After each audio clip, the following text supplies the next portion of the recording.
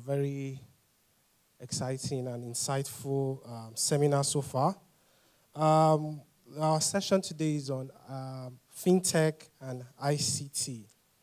And quickly, we're going to, start this because we are a bit behind schedule. Basically, when I was asked to find out who would moderate this session, I thought to myself, okay, I'll look for someone. But I said, I can do this. By the way, my name is Bayo Akintoye.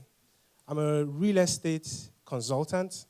I have a bit of few years of experience, about 19 years. And about 3 years ago, I started thinking of diversification. You wonder, real estate is a good business.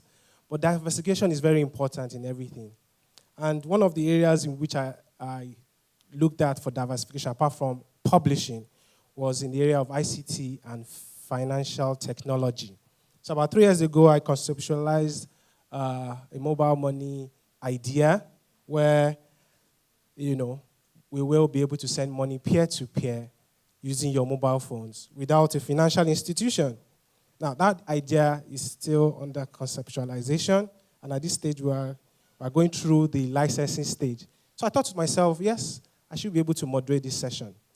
And here I am today. So thank you for having me. I know for the fact that we are all here, we are interested in ICT because basically you cannot be in any business without ICT. ICT is the way of the world. You need to have a digital footprint to be able to carry out your business effectively and efficiently. You need to have some sort of, in the area of marketing, there must be some sort of digital communication. In the area of administration, you must have some digital skills to be able to carry out your business processes in a very effective manner. So ICT is very important. You need to be IT savvy, as they say, to be able to be an entrepreneur or to be what we call an emerging enterprise that will be sustainable. So ICT and Fintech is something that you need to be very conversant with. And basically now, businesses, no matter what you do, agriculture, you are into publishing, you are into medicine, anything, you need to have some sort of a platform in which to carry out these endeavors. And digital platforms are the best right now, the best way to go about it. So without much ado, I'm going to introduce our panelists for today. I would, all due protocols, we have their profiles in your brochure, so I would skip any citations and I'll go straight into inviting Mr. Okpeyemi Awoyemi.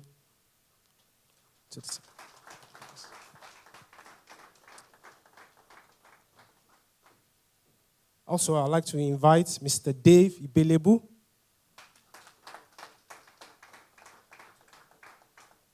And last but not least, I'll invite my very friend, Mr. Fadi Eldiera.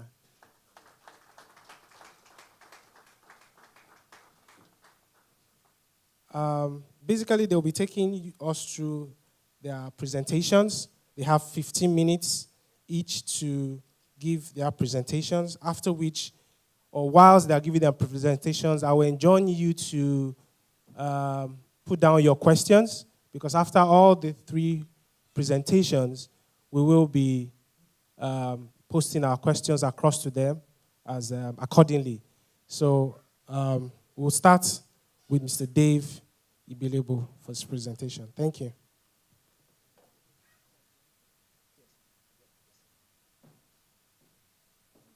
Thank you. Good evening, everyone. Okay, I'm Mr. Dave Ibelebu. When you talk about ICT, when they told me about talking about ICT, I was like, what is ICT? How are you going to be talking about ICT? What are you going to be explaining about ICT today? Because I just want to believe that there's no one here who has not used an ICT equipment before. I don't think there's anyone here who has not. So I pondered a little bit. I said, what am I going to be talking about ICT? Am I going to be breaking down storage, breaking down how to use the keyboard, or what and what and what? So while that was going into my mind, it just occurred to me that today what we should be talking about is what has technology or ICT or whatever it is called helped you to achieve, or what can it help you to achieve? But before then, I talked about the mindset, because the first thing you do is the mindset. I'll give you an example with myself. In 1996, when I left the job I was doing, I was a sales director in that company. I left the job because I wanted to go into the new craze then, which was information technology. I had never touched nor used a computer before then. But when I got into the place, I changed my mindset. And for the past 20-something years, I've been dealing with that, and I've also used what I had learned and changing my mindset to achieve results which are all predicated on ICT. So I'm not just going to be talking about ICT. I'm going to be talking about what are those things that you need to break down to be able to change your perspective about life, change your perspective about business, and change your perspective about making money. That is what is important today. Okay, let's start. When you look at these slides, there are very common things you know. I don't think there's anything you don't know on this slide. Is there anybody who has not seen anything on this slide before? You've not encountered it before? You've not talked about it before? They're very common things. Talk about technology. You talk about connectivity. You talk about integrity. You talk about mentoring. You talk about professionalism. You talk about disruption. And you talk about mindset. And then a startup. Those ones that are flashing are the core things you need to disrupt and create business. You don't need anything other than those four things. You need technology, you need connectivity, you need disruption, you need to change your mindset to be able to achieve a whole lot of results in your life today.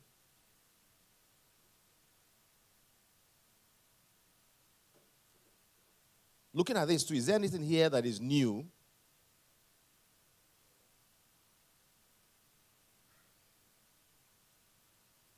And I want us to focus on those ones that you are very used to. These are local companies. And everything you see here is running on technology. And the baseline is what we call the ICT. Everything you see here. Is it a Microsoft? Is it a Facebook? Is it a Google? Is it a coding which has become a very strong instrument today in the hands of even children? Even children today. In fact, what children do today is that if you want to do a good thing to a growing child, send him to a coding school. Because what that means is that maybe at the age of 15, it's possible that he could write a program that the whole world will be using. That's the way people who have succeeded in life, succeeded elsewhere, that's what they have done. That is Apple. You know what Apple stands for? Apple stands for phones. Apple stands for laptops. You know what Andela is? You know what Travel Start? Who has not heard about Travel Start here? These are companies that are just springing up because they have made use of ICT. And then Udala. Who has not heard about Udala? Who has not? And who has not heard about Conga? All these companies you talk about are all driven by technology. And, of course, ICT is part of technology. So, if you look at the company called Conga, these companies are not doing, what do you see at the back end? What do you see at the front end? You click, you buy, you pay. These are what technology and ICT have been able to drive into today. Jumia, the same thing. So what is changing everything is technology. And what is technology? It refers to methods and systems and devices which are the result of scientific knowledge. And these systems affect business operations no matter how small. And they have tangible benefits that help create businesses or disrupt existing ones. And while you are doing that, you make money. Because I believe that the whole essence of sitting down here, we want to hear about Fintech, want to hear about ICT, is at the end of the day, you're able to create wealth. If you're not able to create wealth, I'm sure it's a waste of time sitting down here. Is it not true? Everybody who is seated here wants to create wealth. It's not enough for you to know what is ICT, what is Fintech, what is disruption, if it does not create wealth for you and for other people in a country where unemployment has grown to 18.8%. So the whole essence of what we're talking about today is to create wealth. And like I said, the biggest instrument in your hand will be to change your mindset. How are you going to change your mindset? Mindset is a habit or characteristic of mental attitude that determines how you will interpret and respond to situations. How you are going to respond to everything that has been packaged by our Kingdom Summit is your mindset. If you come in here with the whole essence of just coming to meet people and you go, you do not change your mindset, then it may not be beneficial to you. And what do you do when you want to change your mindset? You engage people. We're engaging. You create value. Believe you me, by the time we are done with some of the presentation, you will have known that there are areas you will, some people seated here, there are areas you will focus on those areas. In the next 1 year, you can become a multimillionaire. It has happened in this country. A lot of people have done it.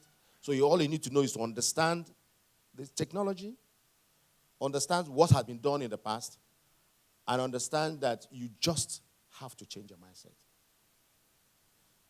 Don't have the mindset. I'm not saying there's anything wrong with politics, but politics is for a moment.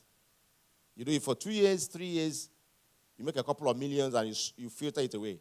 And you know, it's like pool. When you do the politics the first time, you make your money, you put back the money, and the next time you fail. That's what also happens when you are doing pool.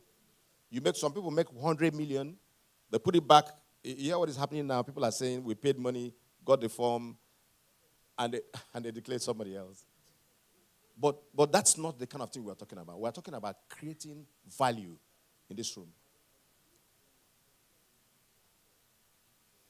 And when you want to talk about mindset, this is the kind of thing you should be thinking about. The consumer mindset is that mindset who has made money. You've made the first 1 million naira, you go and buy a car. You make the first 1 million naira, you can buy an Apple phone. You think that you have arrived, that what you need to use is an Apple, is it iPhone? You buy an iPhone. You make the first 100 million naira, you want to change your location. You want to change from where you live somewhere else, and you want to go to Lekki. That is the consumer mindset. But look at the entrepreneur mindset. You make the money, you buy an asset. You buy a land. It doesn't matter if it is in Lekki. If it is in Ekpe, you buy the land for 200,000 naira. You'll be shocked that within 1 year, the 200,000 naira will convert to 1 million.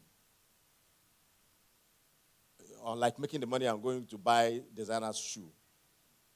Or making the money to go and buy designer's dress. The business mindset is that mindset that makes money, you convert it to asset. And that asset, in turn, converts it back to money. Just like in those days, we said, if you want to make money, you fill your brain, use the money, fill your brain by what we're doing today, and the brain will fill your pocket. Because definitely, when you catch it, understand what it means to create. You are going to create money, and at the end of the day, you are different. You're going to be that person who is in the consumer mindset will apply to come and work for you. And then why do you think these things are important? What we're talking about are important. I don't know who doesn't know any of the group who doesn't know this group. This group is in Nigeria. These things were created by young Nigerians. Udala was created by a boy of 24 in Nigeria. And how did he do it? It was created when you had the giants like Konga, like Jumia. The young man came and said, I need to disrupt this market. I need to disrupt what they are doing. The Konga people were doing online. Jumia was doing online. This guy said, I want to do composite. What did that mean? What it meant was that I wanted to do online and offline. And within 1 year, 21 locations were created offline and sent jitters into Jumia. Even when it was set up during recession, the people who set up that sent jitters into these two companies. And in fact, they started taking away the strong men in those companies. That was disruption. It was not as if that business was not in place. It was there, but somebody came and disrupted what they were doing. I said, I'm going to do it online. By doing online, offline, the group reduced the delivery period for Konga and Jumia. Konga and Jumia could deliver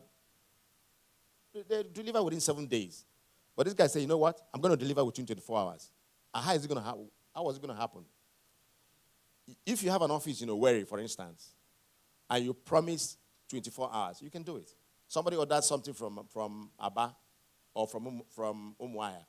All you need to do is to go from your office in Owerri and deliver. While the other people are struggling to deliver from Lagos, you've already done public transport.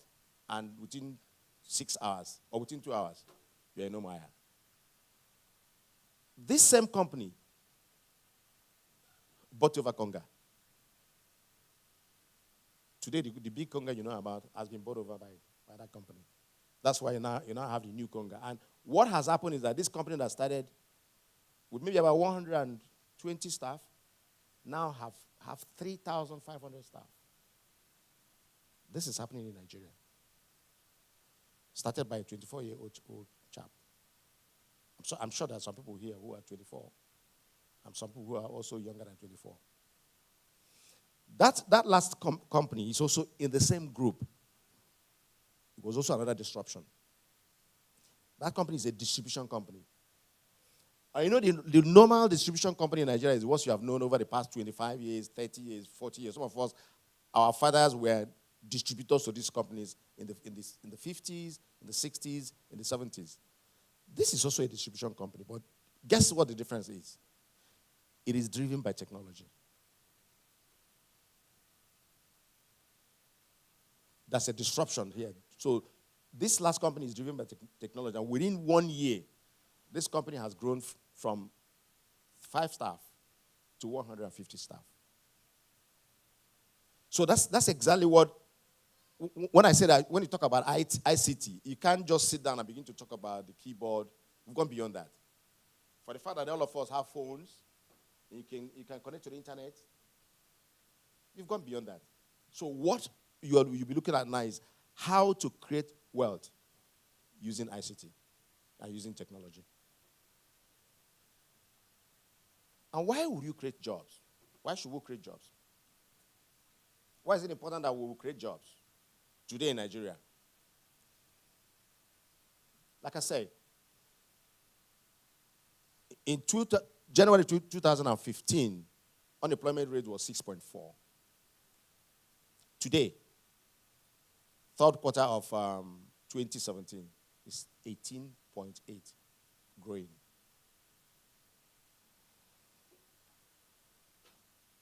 So we need to create jobs.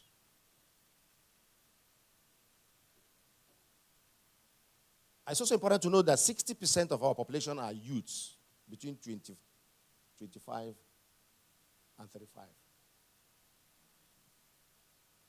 Yeah. By 2013, Africa will contribute 40% of the world's youth population. And our youth, but the most important thing here is that our youths are futuristic, they are creative, and are mentally strong. So the future of Nigeria rests on them, the next generation. So what would you want to do? What am I advocating to you? To create and to disrupt. You can take risks. You live your passion. And that's what makes you an entrepreneur. This is what happens when you become an entrepreneur. You see, the entrepreneur is there, the single man going there, and the other people are following him. That's what happens. This is entrepreneur, and these ones are the employees. And you can determine what happens to that group.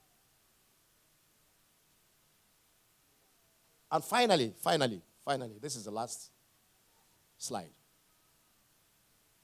These are huge opportunities you have in this country. You can create solutions in hotels. Just using your laptop. You can create transport solutions.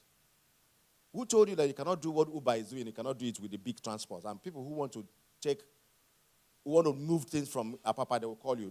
You link them up and they connect with you. You don't need to own the vehicle. All you need to do is own the software. What about e-commerce? Of course, it's been done a lot. We've talked about it. What about funeral homes? Where I come from, today, when your father or mother dies, you're not crying because they're not old enough. You're crying because you don't know how you're going to manage the kind of expense people are setting up now to bury people. It's become where I come from, people are scared. People are ready to go and borrow money to bury, to set a standard. It's wrong. You can do a solution. You can do a funeral home solution. It's done elsewhere in the world. But this is a place where we think that it's wrong to get close to a dead body. No. You create a solution. Morticians in elsewhere in the world, they are the ones that are the highest paid people around. Logistic solutions. Who knows the God is good? Who remembers the God is good? And who remembers what he has done with that company? He has done nothing. He has transformed the company. And that's what technology can do for you. And that's what part of the application of ICT.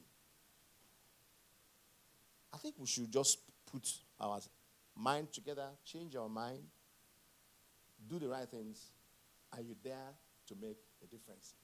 Because that's where lies the solution to Nigeria.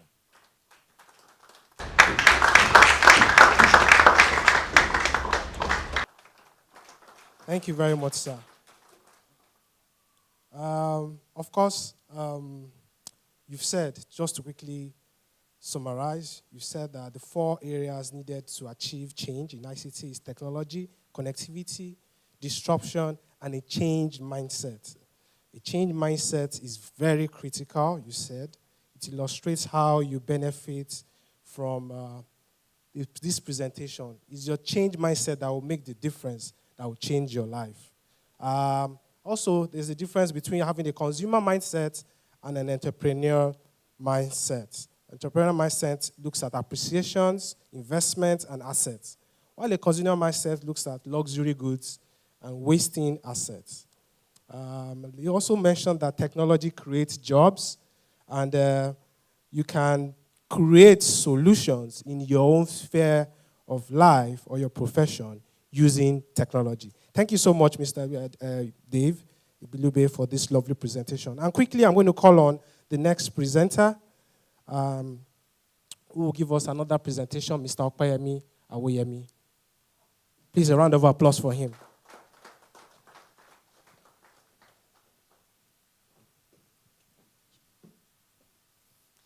Good afternoon, everyone.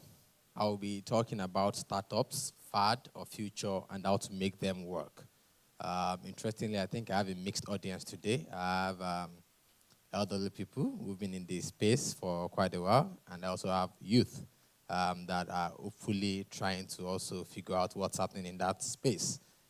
Andrew Smith once said that people fear what they don't understand, and 8 what they can't conquer. And I guess that's the issue about startups. I believe everyone here today has heard the word, or let me say the buzzword startups at one point or the other. I am a founder. I founded startups and I founded businesses. And sometimes I cringe when I hear that word, especially because it gets used a lot of times. And today I'll be talking about whether it's a fad or it's the future and how to make it work for you. So the first thing I would like to say is the fact that a startup is not your average company. When you think about companies are set up to create value and to make profit.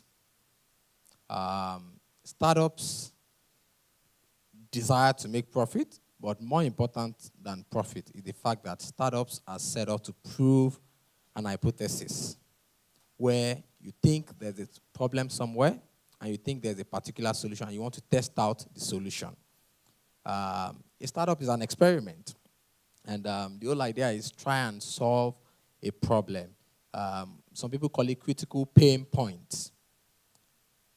And you expect that when you are able to make that solution work for that problem, you are able to scale that solution and eventually make profit or do what we call exit. That's what a startup is. So it's not your average company. Beyond about how a startup is different from other companies from a foundation point of view, there are other 3 things that mark startups as unique when you talk about startups versus companies. And it's how startups think about growth, funding, and exit. And I'll walk us through those 3 points. Companies don't necessarily have to grow. There are some companies that they've been the same way. Like maybe a company was started 40 years ago. Founder, father, mother, child. And they've been running the company the same way for the last 30 years. Some of us call that lifestyle businesses, where you're just enjoying your lifestyle, right? Startups are not like that. Startups are meant to grow. And in these days, because of the advent of technology, a lot of the startups that we know are usually fueled by technology. That growth is fueled by technology. He talked about, Mr. Dave talked about logistics solutions, talked about Uber. You could see how a company uses technology to scale, and they have cars all over, but yet they don't own any of the cars. You could see how technology even changes how we apply for things online, like in the case of Jobberman, or in the case of e-commerce, how you can buy things from your phone, from your house, and it gets delivered to you. That's growth fueled by technology. To the second point on funding, when these startups grow, they grow very, very fast compared to normal companies. So if a company is not growing, it's not even a startup, if it's not growing fast, right? Now, as it grows very fast, it means they need more capacity to get stuff done. And that's where the space of funding comes in. And that's why it looks like all startups are asking for funding. It's funding to be able to match up and deliver based on the growth. The funding could be to spend on marketing. It could be to spend more money on technology. In some cases, it could be to hire critical people that are needed, experts that are needed to help the company to grow. You find a 25-year-old boy starts a company, and all of a sudden, it's somebody that just graduated, all of a sudden from 20 customers, he sees himself having 20,000 customers. He needs more people. He needs more experienced people to get things done. And as such, he needs money to make it happen. That's where funding comes in. Now, the last one is exit. I said earlier that startups are not your average company. When I say startups should make profit, it's not necessarily profit. Sometimes exit comes in other ways like IPOs or a buyout. There are startups that exist for years and they don't make any profit. A normal business has to make profit. If you are not making profit in your business in the first year, then you have to really think about whether that's the right thing you should be doing. But then for startups, a startup can exist for 10 years without making profit. As long as they are creating incredible value that is unique, right? The world still considers them as being solid and a company that has a future. So when we say exit, Exits could be a form of buyouts. Maybe a bigger company buys out the technology of that startup. Yes, it could be profit, and it could also be going to the stock exchange and going public on the stock exchange. And why is that exit important? It's important because that funding was provided by some people. They could be angel investors, they could be venture capital firms, they could be private equity companies who need a return on their investment. They are not there to sit down and say, take my money and just be watching. They give you the money so that they can collect the money back in multiple folds at a point in time. And you can't be telling them story. First year, second year, third year, fourth year, fifth year, sixth year, 10th year. No, there has to be an exit, right? So as would-be entrepreneurs or would-be startup founders, this is something you need to think about. At some point, that company needs an exit. And it could also mean that that company would actually be sold before you expect it to be sold because an exit has to happen. What are the problems that are associated with startups? Everybody knows, this is a fact, everybody talks about it, that 9 out of 10 startups die. And there are a lot of reasons why a startup could die. And I'll just run through a couple of them. We don't have much time. The first one is lack of money. When a startup does not have money to scale, it can die. The second is too much money. A startup can also die because it has too much money. Because when you have too much money and you do not have the experience of managing too much money, you are going to spend it the way you see it. And what happens eventually is you die. Founder inexperience. We talked about startups trying to solve critical pain points. This is very common among young people. We have all the wonderful ideas in the world. We've seen the wrong in the world, and we say we want to change it, so you jump into it. But in most cases, you're not experienced enough to take the opportunity on. In fairness, right, no one knows it all. So it's not even a matter of age. Even if you think you're experienced, there are still some things you discover along the way that you don't know enough. So founder inexperience is also one of the big problems. Founder sense of entitlement also is a big problem because you're a world changer. You came up with something no one else has seen before. And because of that, you think the world revolves around you. It's also a big problem. Mismanagement, mostly due to that inexperience, also a big problem. Lack of corporate governance. Young people usually like to walk and act young, right? Startups are the ones where jeans is allowed in the office, you could dress anyhow, you work at different points in time. A typical startup office, you have to have like a football table, snooker table, billiards, and all of that kind of stuff, which you won't find in other offices. That's how it starts. So there's a tendency for there to be lack of corporate governance. Investor-founders misalignment. This happens a lot of time where the founder and the investor start disagreeing on how to move forward. Small or no market. You say there's a problem, you want to try and solve the problem, and then you discover that the market is not ready for the problem, or there's really no opportunity in that market. It's like someone that is trying to sell drones in Nigeria. I'm not sure anybody is buying drones. Anyways, NCA doesn't even want drones, so I don't know how that company is going to survive in Nigeria. No product market fit. You've built a wonderful product. Very wonderful. Everybody agrees it's wonderful. They like what they're seeing, but then the market is not ready for it, or the market just doesn't want it, or the market simply cannot afford to pay for it. No revenue model. Starting a business where you are not clear on how you are going to make revenue. Facebook and Twitter and Instagram all started that way, but thankfully they figured out our revenue model as they grew fast. Some businesses have failed along the way. Like I told you earlier, a startup is an experiment, so it doesn't mean a startup has to have a revenue model at the beginning. But you have to figure it out as fast as possible. And if you don't have a revenue model, something has to be special about you. You have to be growing so fast that everybody is willing to ignore that you don't know how you are going to make money because you are growing so fast. Celebration of wrong or impropriety in the name of innovation also comes due to the youthful exuberance among startup founders. Now, I've talked about all these reasons on why startups die and the problems. Perhaps the biggest problem, right, of startups and why a lot of corporate and people in business are concerned about this thing called startups is the word valuation. Let me talk about this company a bit. These two guys, I like them a lot. They're 22-year-olds. And Just over last month, they raised $200 million for their new company at a $1.1 billion valuation. Remember what I said? They are 22, both of them, 22-year-old boys, right?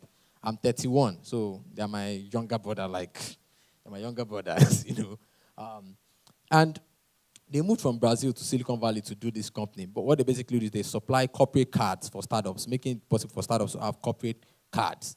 And you ask me, 22-year-old, why will you give them $200 million? The interesting part is they've sold their first company for $30 million. So this is their second company, right? So they're not new in that space. But then everybody thinks they are overvalued. I won't be the judge. I will leave that to you to be the judge of whether they are overvalued or that's just the right value for that company.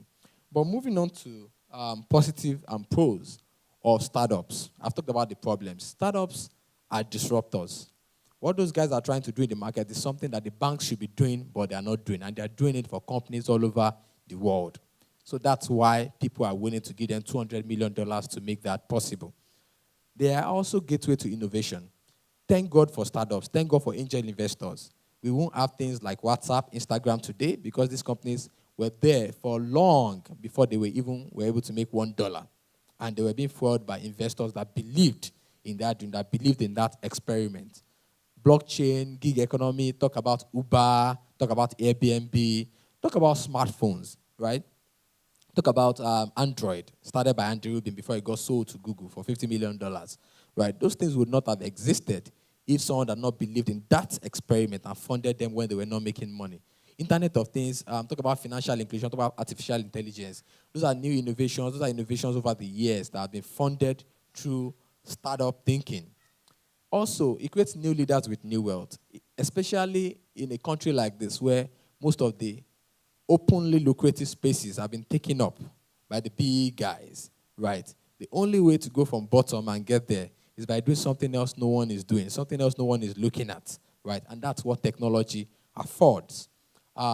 Create new jobs, create new industries. This is very key, and these are the positives of startups. So let me quickly just run through how to make this work for founders and would-be founders. Number one, believe in creating more value over valuation. Solve real problems for the benefit of millions. Adult supervision is also very key. Mr. Dave talked about the 24-year-old boy who created Udala. There was a part he didn't mention, the fact that that boy had a lot of adult supervision in Leo Staneke, the chairman and founder of Xenox, right? He had many supervisors, adult, experienced supervisors who pretty much helped him to make that dream happen. Very important. You don't know it all, like I mentioned earlier. Corporate governance. Proven opportunity before funding. Proven opportunity before growing fast. Formal and informal education. If you can't get it before you start, get it on the go. Education is important. Stop saying things like Bill Gates did not go to school. Bill Gates dropped out of Harvard. The fact that you could get admission to Harvard already, you're already in the top 1% of human beings, right? So he's not a dull person. Same for Mark Zuckerberg. They didn't drop out of a polytechnic in Nigeria. Harvard. Remember, always remember that. Be ready to work and think hard, and also know when or not to exit. Like I told you, exits are important. Advice to government, if there is any government official here, support for funds and fund managers are very important. Don't pay lip service to startups. Help startups actually grow, create incentive for local content, grant first mover benefits, moratoriums, pioneer status, and tax rebates as necessary. Advice to corporates, build and practice skunkworks. Skunkworks is when you create a team in your company that just focused on innovation for that space. Invest in cash or in kind in tech-enabled business extensions, value partners, and other potential threats. If you see a business that might potentially kill your business, don't say they are small boys, they don't know what they are doing. Call them, try to understand what they are doing and see how you can tap into it. So, an incubant truth for, okay, I've talked about this before. So let me just end with this verse from the Bible, Zechariah 4:10. Does anyone dare despise this day of small beginnings? They will change their tune when they see Zerubbabel setting the last stone in place. So do not despise the day of small beginnings of startups because, yes, they will rule and they will rule. Thank you very much. Thank you so much for that insightful presentation. And once again, I will attempt to summarize what he has said, well, of course, know that, as he said a startup is an experiment, to solve a problem. And he said something that is very, very, very, very important. He said it's a critical pain point, but you are hoping to solve the problem, create a solution, and make an exit from that startup. And startup is made up of 3 critical stages. The growth stage, which is fueled by technology, of course, which is why we are here, to listen to how we can get to that stage and start up, so to speak. Of course, you move to the funding stage, which because of the growth that you're experiencing due to the technology, which is usually very fast, you require funding to grow along. And also, you have to put in mind that there must be an exit strategy by way of a buyout or an IPO and other forms of investment options. I also mentioned the problems of ICT startups, talked about lack of corporate governance, lack of products, market fit, your products. And of course, he mentioned what I call swollen-headedness. When you are swollen-headed because you think you have an innovation, you get it into your head, and in a sense, you overvalue that startup. He showed us an example. Startup also has positives, which are innovation, new leaders emerge from startup, new wealth, which is very important. Mark Zuckerberg is probably the 3rd richest man in the world. New jobs and new industries. Then you look out for founders. Adult supervision is very important. Value of valuation and benefit to millions. So thank you very much, Okoyemi, for that lovely presentation. Quickly, without wasting more time, I'll call on our next speaker, Mr. Fadi Edere. Thank you.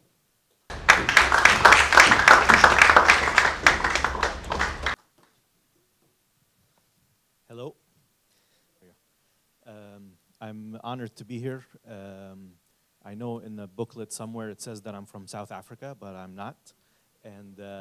But I was born in Africa, in Egypt. So I grew up in Egypt, and now I live in the United States, in Los Angeles. So I'm really honored to be here and to be in Nigeria with you guys. So,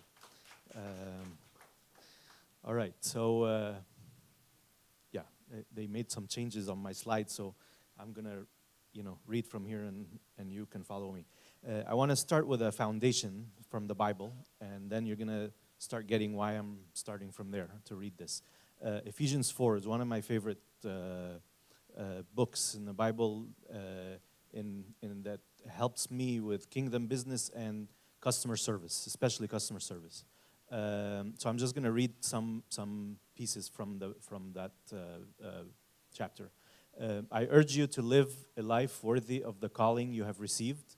Be completely humble and gentle. Be patient, bearing with one another in love. Make every effort to keep the unity of the Spirit through the bond of peace. Put on the new self, created to be like God in true righteousness and holiness. Put off falsehood and speak truthfully. Do not let any unwholesome talk come out of your mouth, but only what is helpful for building others up according to their needs, that it may benefit those who listen. Do not grieve the Holy Spirit of God, with whom you were sealed for the day of redemption. Get rid of all bitterness, rage, and anger, brawling and slander, along with every form of malice. Be kind and compassionate to one another, forgiving each other, just as in Christ God forgave you. You're gonna pick up. Hopefully, you can pick up why I read these along my talk here. But I encourage you later to go home and read this some more. I'm a little curious. How many of you are in technology, in IT today, in information technology? Can you give me a raise of hands? Okay, so are you in your own business, or are you working in a company, or you have users, or how do you, like, just give me a quick users? Like, do you support users, support your employees, or do you have your own company, or what? Can you just give me 3 examples out loud? Employees? Okay, so, okay. All right, so I have an IT company, and most of what we do is support and hosting, and so we have clients all over, and this is how we strive to support our clients. So I'm just gonna give you some ideas on how we we try to do that in a kingdom, from a kingdom lens, okay? So there are three things that I'm gonna talk about. One is trust. So in information technology, and financial also, trust is a big deal. Especially today, if you think about it, all of the data, all the customers' data is entrusted with you or with somebody who's hosting something somewhere, right? Like Facebook is hosting lots of data about people, and just regular clients, doctor's office, has data that belongs to the patients, and lawyers have data that belong to their clients, which if they get stolen, it's a big problem, because the other side can steal it, or somebody can do something wrong with it. Banks, everything. Every industry today has data that is very important, and if you can think about it as an IT professional, you are entrusted with that data, and it's something that's really unprecedented, because before that, we used to have filing cabinets, we used to have whatever, and everybody in their own office was responsible for their own filing cabinet with their own key and with their own safe, and then they go home and, the data was distributed, if you will. Today, it's actually centralized in technology, and very little people have access to all that data, and most of these people are actually the IT professionals. Like I used to work for a credit card processing company, and the CEO, who's the owner of the company, didn't have access to as much data as I did, and I had more access to his own data, and he owned the company. And he wasn't even allowed to see it because of the audits and the regulations. So it's a very, very risky and very important thing to do, to be in. So trust is a huge deal. So for client trust, I'm just gonna go down this list, and I'll just comment here and there. When you go and sell your product to your client, and your client could be the users in your office, right? You don't have to have your own business to do this. Your client is whoever uses your product. Okay, so if you're doing support, your client is the people who call you on the help desk and ask you for help. Okay, so you need to be competent in what you offer to them, right? So and a lot of these come from these verses I read. So you want to think biblically on how you're giving out the service you're doing, right? You don't want to oversell your solution, right? Overselling is basically, it's fraud, if you think about it. Your client starts by trusting us. And this is a big deal for me. I started discovering this, that if, when I go and sign a new client and they sign a contract with me so I can do support for them and take over their IT, I realized that, the next thing after that signature is their passwords, right? They give me all their passwords right after the signature, and we just met, like 2 weeks ago or a month ago, right? We weren't friends, we didn't grow up together, it was, somebody who did sales introduced me to them, and then I went there and I earned their trust in like 2 or 3 meetings, and they signed and then gave me all of their passwords. And then so like all of a sudden I have access to everything they have. So if you think about it, you're setting the bar of trust is, when you go meet somebody new, like you meet your future wife or something, when you build the trust, you build it from the ground up. But when you go and sign a contract with somebody and you're doing their IT, you're starting from right here already. You don't build it from the ground up. As soon as you sign, they give you the passwords and you have access to everything. So that trust is yours to keep, and it's also yours to lose, right? So if you do a bad job, you're going to lose that trust with the client, and that's not kingdom, obviously. So you want to think about that. You have a huge asset in trust that you already gain with your potential client. Okay, and then obviously, who are my clients and what do they offer? that's another thing. That's something you want to decide on. How do you offer your services to any kind of business out there, or so is that business making an impact for the kingdom or not, or is it making if you remember from the verse, things that build up, right? So like if it's a like I actually went to one client because I'm have experience with credit cards. I had one person who does credit cards for porn sites, for sex sites. And when I knew that right away, I actually told him, no, I'm sorry, I can't do business for you. I can't do your IT support. Even though for me it's IT support, and I'm just gonna, all I have to do is, keep their network safe and do the normal stuff. But I did not agree with the mission of what they do and how they do it. And I was not going to be part of building their business that actually tears down the cultures around us and tears down communities. So I had to be on my own, make sure that my values are aligned with what the Bible says and what God wants me to do. Okay, so that's something you want to think about. Thank you. Okay, security and data safety. That's another big deal. Security today is huge. One little hack, you can lose 40 million credit cards in one 5-minute hack, and people, by the time they discover it, it's too late, and our assets are gone in all kinds of places. So for security and data safety, for me, discipline is a huge practice, right? And discipline is also a biblical thing. God, to follow God is discipline. To figure out how, what Jesus taught us and what is biblical and what is not, and how to, strive to stay that way. So use that same practice to do that with your data security. Quick examples is passwords, endpoint security, like antivirus and things like that. Email, you guys are famous with email spam, you know that, right? Nigeria, when in the US, when we get email from Nigeria, we have to look 3 times before we read that email, right? It's because we, do I know that person or do I not know? And even if I know that person, I go look in the email headers and in my spam firewall before I even open it, so I can make sure that I know that person, right? So that's something that's actually for you. It's a great opportunity, and a great opportunity to make that the opposite, right? To help clients, send out emails that are clean.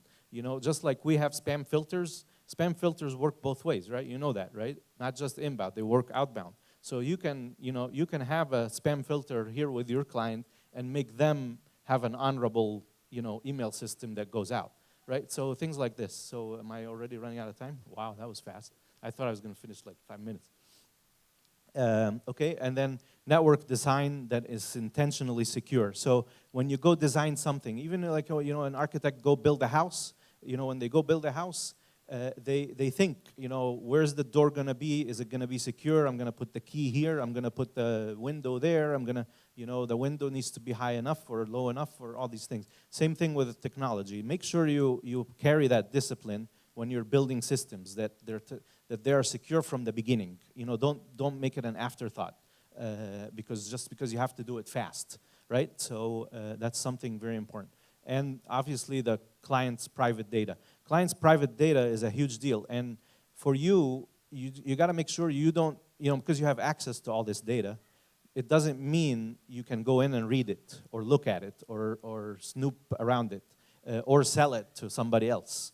Right? That's a huge trust issue where, because you have access to the data, you got to make sure that you have that responsibility. You carry responsibility with integrity, where you don't take that data and use it or abuse it, basically. Okay.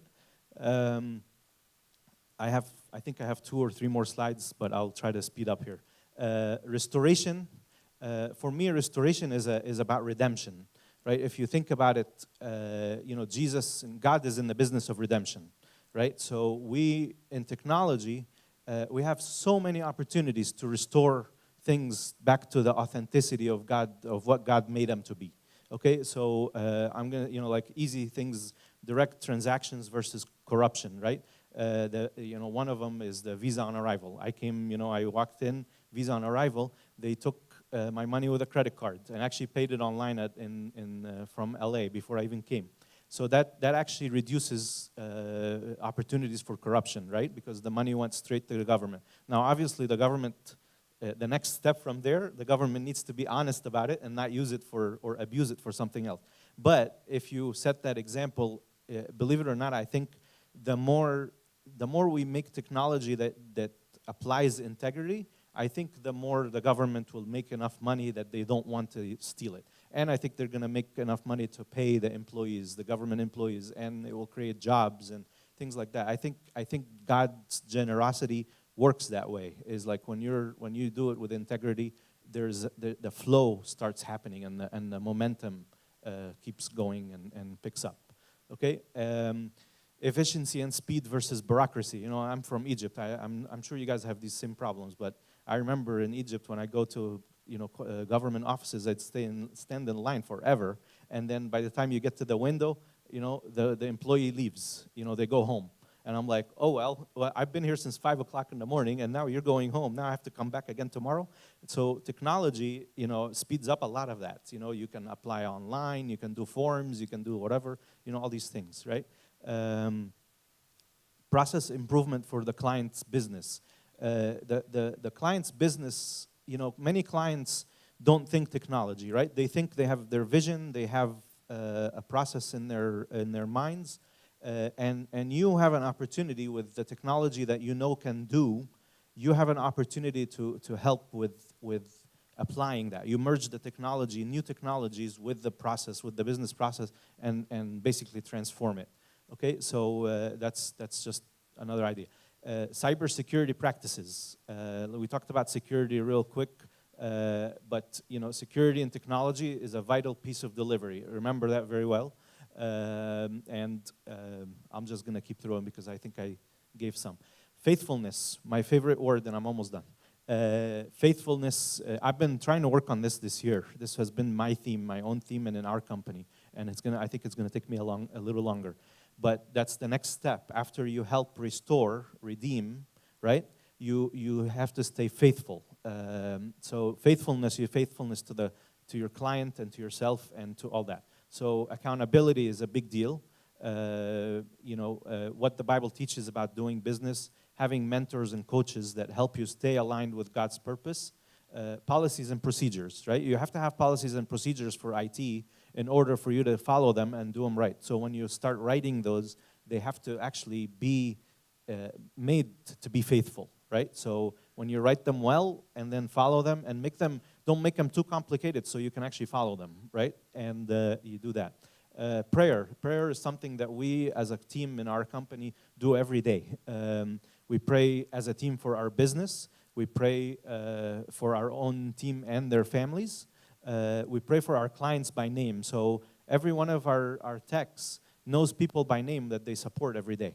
And they will come back and tell us, we need to pray for John because XXXX. And they would actually get stories about their lives from them when they talk to them. So they're not just geeks that are boring, that make you feel stupid and tell you, move away, I'm going to reboot the computer, right? They actually are people, and they work with them as that way with respect and with honor. Okay? And then I think I'm almost done. The last thing is the systems upkeep, in computers. You got to keep the computers up to date. You got to, when you're closing tickets, you close them faithfully. Don't say, oh, I just fixed this. Make sure, go the extra mile. Make sure that you test it. Make sure the client knows that you actually fixed something. Make sure you test it before you deliver it. That way, when they call you and say it's not working, you know that you tested it and you actually know that you have confidence in it. Always check with the client after that. Seek feedback. Don't be scared of the client. If they actually tell you you didn't do good this time, next time they'll tell you did good because you're gonna get better and better.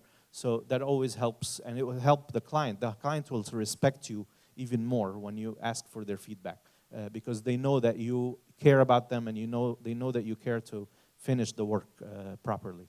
Okay, and then document your solution and help your teammates with that. So if you fix something and you worked hard on it to discover how to do it, then document it well so the next time somebody calls you for the same problem, you don't have to waste your time and do it again, right?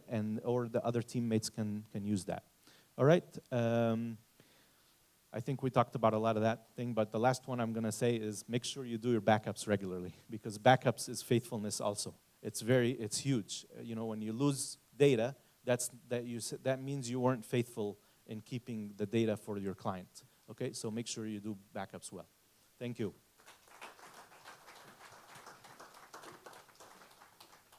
Thank you very much, Fadi. Please, can you give him another round of applause? That was a lovely, lovely, lovely presentation. I like the fact that he started off with a Bible passage, which means as entrepreneurs, Christian entrepreneurs, we must have the mindset that we are following a book, a handbook, which is the Bible. We follow every precept in that Bible to make sure we conduct our businesses in line with God's will for our lives. Thank you very much for that presentation. And we're going to quickly go into the question and answer session. What we'll do is we'll just, let me just come back here. Okay. I'm going to ask some questions directly, and some have been, we might not be able to finish all the questions. Please permit us if we do not take your questions, but I'm sure most of the questions there are very much in the same, alike, in line with what you want. So I'm going to start with Mr. Dave. Sorry. Okay, so the question goes, it says, how do I create technological solutions with no skills in ICT? He also mentioned, how do I integrate my idea in agriculture and finance in technology? And how do I take steps in treating, what are the steps in treating a solution? Mr. Dave, you can use.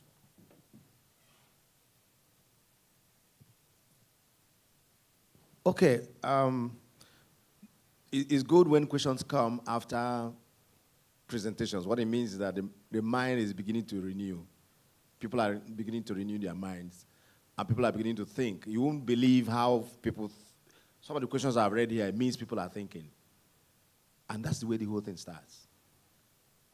The Bible says in Romans chapter 12, verse 2, that don't be conformed to the world, but be ye transformed by renewing of your mind. That's what I meant when I talked about mindset. You just have to change your mindset.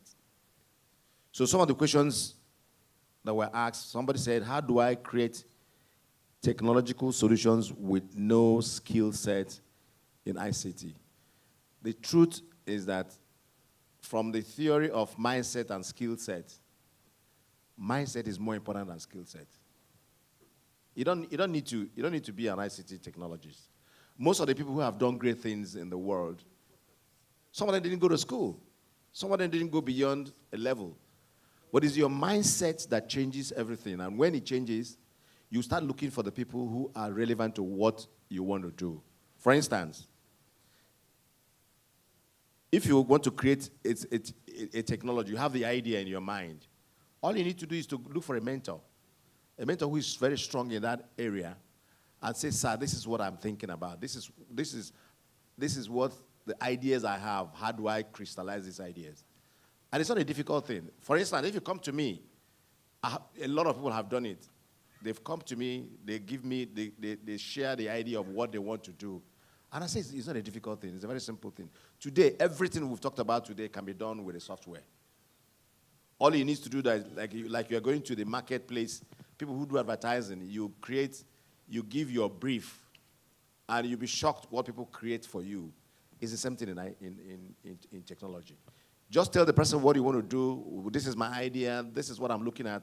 He will sit down and ask the question, and by the time he does a flow for you, you get a solution to it. If it is in agriculture, like this person asked, if it is you have an idea in any part of thing you want to develop, just change your mindset. Have a mentor. Be open. Remember that when we also talked about the mindset the diagram. The mindset diagram shows that the person who is an entrepreneur will always engage. Whatever that is in your brain, you engage with other people, and they'll tell you how to do it. So, simply put, I'm available if you want me to help you talk about, direct you to people who can help you to do it. It's not a problem.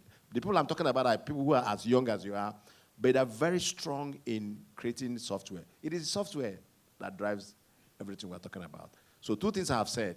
You have to change your mindset. You have to know who will help you. Go to that person as a mentor.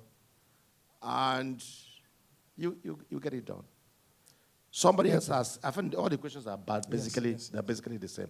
One person also talked about how to get a coding school or coding. Yes, coding. Yeah, so that all the ones you know about, they waste your time. It's not, these words are beginning to be demystified. There's nothing there. In fact, if you have young people today who are who are studying computer science, or there are some people who are not even studying computer science, they're very strong in this coding thing. So don't let anybody bamboozle you. I have 1 or 2 schools. My daughter, before my daughter left, my last daughter before she left, she went to school. I paid over 100,000 naira. She went there and she realized that they were teaching her what she didn't need. And she had to leave the class. It would have been easier if you just got somebody, younger person who understands it, and pay the person 20,000 and the person will do a good job. So it's not a big deal. If you personally want me to direct you to a particular school, I can direct you, but it's not a big deal. Thank you. Thank you very much, Mr. Ibilebu. We will quickly go through 1 or 2 more questions because we have run out of time. But I can assure you all your questions will be attended to. Maybe after the session, you can see some of the speakers directly. So the next question, your first card, I would like you to address that question quickly, Opeyemi. Okay. In 2 minutes. The first card was, what did you get right and wrong with when you started Jobberman? And did you ever dream of where you are now? And in your own words, was Jobberman an experiment for you? One thing we got very right with Jobberman was we got the opportunity size right. It was clearly a platform that everyone needed. It's either you were looking for a job, a new job, a better job, or you knew someone that was looking for a job. Even Nigeria's president has family members that need jobs. You get the point. So it's a problem for everyone, right? So we got the opportunity size right. I think one thing we didn't get right was we didn't get the business and revenue model right from day one. It's one of the lessons of my life that helped me to understand where adult supervision could have been more impactful. When you are very young, you think like a child, when I was a child, I thought like a child in the sense that you're not looking at money. You're looking at just that impact. And did I dream of where we are now, where I am now? I knew I was going to become someone that would create things that would impact on hundreds of thousands of lives, but I didn't think of it at this scale, right? I think that's the reality about entrepreneurship. Once you do something great, then sometimes they say it's luck, but because you've really built something and then opportunity shines on you, and then the rest is history. So was Jobberman an experiment for you? Yes, it was an experiment for me. If it didn't work out, maybe I would have ended up in a bank or in one job elsewhere, or trying to do something else. And it's not the only experiment I've done. I'm very known for Jobberman and also for WooGhost, but there are a lot of other entities I've tried to create that have failed. That's the reality. So pretty much I see these things as experiments for startups, right? Yeah, that's that. Thank you, Opeyemi. Okay, let's go straight to Fadi and take a question. Could you quickly take that question? Yes. Yes. In 2 minutes. No? Yep. Here it is. Okay, the question is about security and data safety. Please, is it right to learn hacking and be able to protect other companies from being hacked? Yeah. I'm sure you guys have this somewhere here, but in the US, we actually have a certificate called Ethical Hacker, right? So I think it's all over the world. But remember the keyword is ethical, right? So not hacker, ethical. So the idea of an ethical hacker is, when I read this question, I thought of Joshua. Remember the spies that went to from the out to go look for the land and see if it's actually going to work or not, work out to go there. Something similar. So make sure you, like when I talked about policies and procedures, when you are doing ethical hacking, make sure you make regulations for yourself and you go by the book, right? So basically one of the things that we do is, we'll go take permission from a client before we go try to hack them, right? So they expect it. They know that we are coming from the outside and trying to see if they have problems with their network or not. Okay, so make sure you take permission. Make sure basically everything is out in the open and not, you're not sneaking in and hacking people, right? So that's something that you need to consider very well. Thank you very much, Fadi. Before we round up this session, formally, of course, as I said, informally we can come over and ask our questions directly. I would like one particular area to be properly and that's the area of adult supervision. Because as startups, as emerging enterprises and SMEs, we are young, we are vibrant, but we tend to overlook the issue of adult supervision. So I would like Mr. Dave to just give us a 1-minute advice regarding adult supervision. Yeah, it's critical. When he said it, he said it emphatically, and it's a major area that the startups would either succeed or fail. Incidentally, I'm a startup expert. What I have done over the past 5 years is to build structures for startups. Like what he talked about, he mentioned in there, I was actually the person who built up Udala from the scratch, when there was no structure. All they knew that they wanted to do this, wanted to do that. Sometimes people have put in 6 billion naira. And the young people are dreaming. They want to do that and do that. I said, no, it doesn't work like that. You have to put a structure. The startup, again, one other thing maybe you didn't mention is that you have to have a culture. Because it's an organization. You have to put a structure. You have to put a culture. Because money can fly away from a startup. So it's very important that anytime you have created your company, look for somebody who you respect, who can mentor you. Like the last one I talked about, I started from the scratch. Today, that's the 1 year, the one that is 100, we have 150 staff today.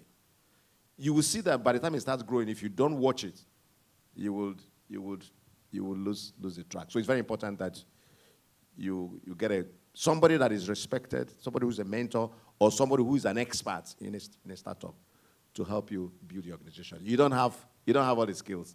Young people, there are certain things that doesn't come with just the brain. It has to come with experience. Yeah. Thank you so much. That is so apt. Thank you so much. Thank you very much for coming. Thank you, Mr. Bulebu. Thank you, Mr. Awoyemi and Fadi, for coming. I hope this was a very entertaining and enlightful. Thank you all for coming. So this marks the end of the session. Plus, if you need to get any more further information, please you are free to come over and ask questions. Thank you very much. Thank